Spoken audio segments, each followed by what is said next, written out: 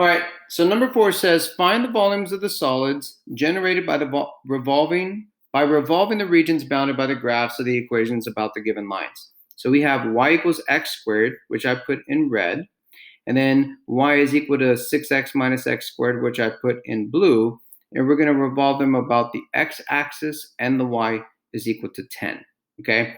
So let's go ahead and do this in real time. So I have y equals x squared, which if I draw it over here on the graph, in red is going to look something like this, okay? And I'm just dipping around this z-axis just to give it a 3D dimension. So then I have over here y is equal to x squared, okay? So there's that graph. Now the 6x minus x squared might be a little bit weird to just do by hand because it's not like a parent function that's been transformed. But if we know that we can factor out an x, it's like we could write something that would look like this. We could say x is factored out so that I have 6 minus x, okay? And this is like finding the zeros that you've been used to, like from algebra 2. You just GCF'd out the common factor of x, and then you have a 0 at 0 and at positive 6. So at 0 and positive 6, way over here off to the right, is where you're going to have where it crosses the x-axis. Because it's a negative x squared, we know that it's going to kind of look down. So it's going to do something like that, okay? And again, I'm drawing it in a 3-dimensional rendering. So where its base is going to be this area right here that exists in between the graphs. This is the area that's been bounded by those two graphs, okay? So we can always check it with the calculator simply by, let's go to the graphing calculator, delete 3 times. This was a previous problem. And we'll go tab, f of 1 was x squared, and let me actually put this as 6x because I think it's going to do it in a different color. Yep, blue. And then the other one is x squared. So we'll say x squared. There's the red. So when I zoom out, so menu, we'll say zoom out. And then let's zoom out here by pressing enter here. We can press that key press right there, that square pad. Let me zoom in. Actually, I think I went a little bit too far. And then we can zoom in right here pretty much. So that right there, this shaded region is what we have going on over here. We just didn't draw it exactly to scale, but it looks like the vertex of this blue graph should be touching the red axis. So let me kind of back up just a little bit so that you can see just a little bit more clarity as far as 0 and 6, probably it's closer to here, and it looks something like that. Okay, so 0 to 6, this is more representative of what that graph looks like that we got from the graphing calculator. But nonetheless, you can still get a good rough sketch just by factoring and knowing the zeros from what we learned in algebra 2. Okay, so now we're going to revolve this about the x-axis. So this area, this orange shaded area, is going to come out of your page and kind of go underneath into that x-axis. So it's rotating this way to where it has like a vertical rotation to it, otherwise parallel to the y-axis. So these are going to be dx slices. Okay, so let's go ahead and build that over here in our integral. These will be dx slices because they were parallel to the y-axis, and they do have void to them, like there's a gap. So we're talking about from the low x is equal to 0 all the way to whatever this x value is here. We're going to say from 0 to whatever this number is, that's going to be our interval that we're going to integrate from 0 to whatever that number is. Okay, so let's find that number. We'll do it by hand, just real quick, by setting each function equal to each other, and then just solving for that x. So we have x squared, we have 2 of them, and then we would subtract the 6 so that we'd have 0 left over. That way, if I factored out, I have 2x, x minus 3. So it looks like my zeros are going to be at 0 and 3. That means over here, this is 3 and this is 0. That's my limits of integration that I'm going to have right here and right here. Okay. So now, since I'm revolving it around the x-axis, These are going to be disks or washers. They're going to be circles of some kind. And again, because of this void, this emptiness, we know that it's going to be a washer, okay? Because the area is not hugging the x-axis in its entirety, okay? This axis of revolution right here, since it's the x-axis, that orange region is not touching that blue axis of revolution the entire time, okay? So these are, in fact, going to be washers. We just have to figure out what's big R and what's little r. So let's go ahead and put pi big R squared, and make some room, minus little r squared, and dx, because they're horizontal, or sorry, they're vertical slices, which are parallel with the y-axis.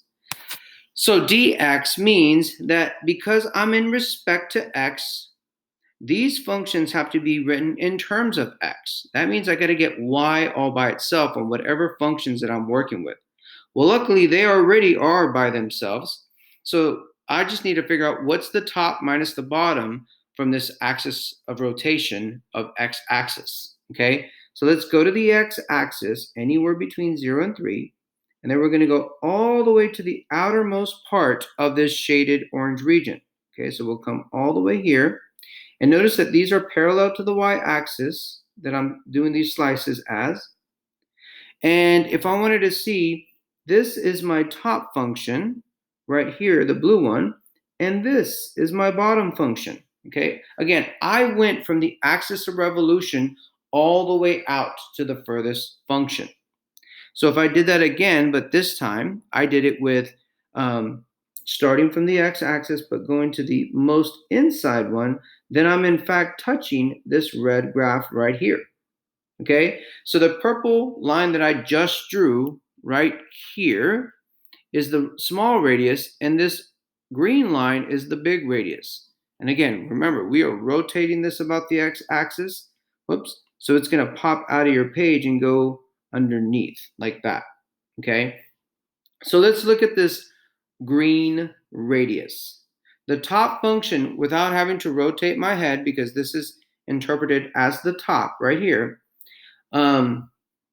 is going to be the blue function, which is 6x minus x squared, minus the bottom function, which is just the x-axis, which is 0. Okay, so let's go ahead and do that real quick. Whoops. So we have 6x squared. Let me write that in.